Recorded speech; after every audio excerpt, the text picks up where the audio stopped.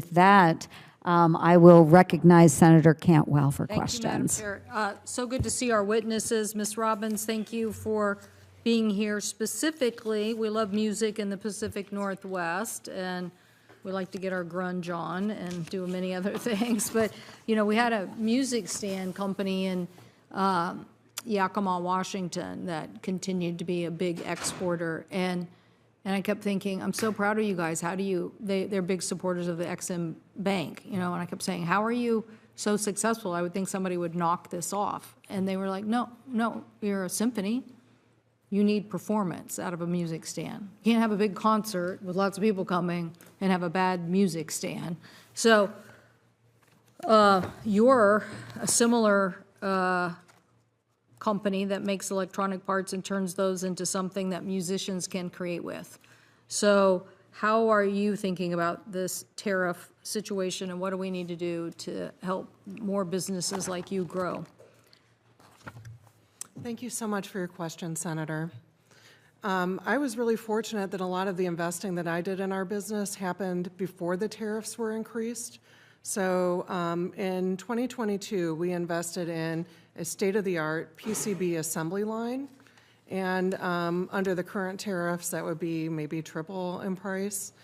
The tariffs have really made it more challenging for us to recoup our existing investment in our business, and are putting us at risk of bankruptcy if these conditions continue.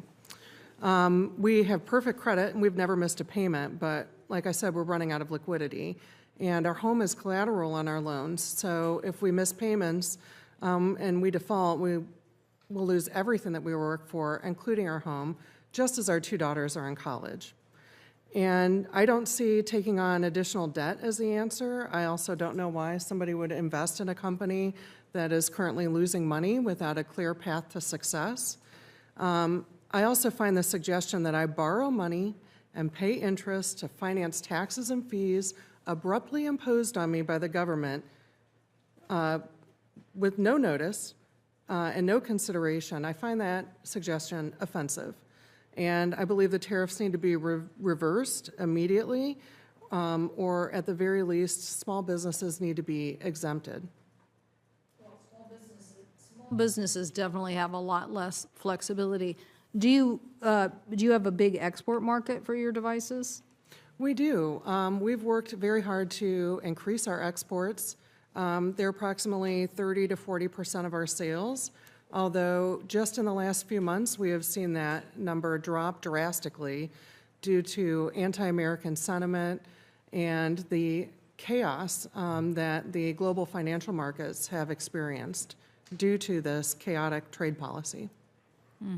You know, I find it takes a lot to become an exporter. We have, in the Northwest, we had programs in the 80s where we just encouraged everybody to do it. I don't know if it was our geography or just an ethos, but we encouraged people to do it. And it's hard because you're taking a risk anyway as a business person, but you're taking more risk because now you have less control over. That's why we support the Export-Import Bank so much, because it lessens that risk. But we find that ends up being 25, 30, and you're saying in your case 40% of sales opportunities. It makes sense. You have a whole global market to pursue. What are some of your best markets for exports?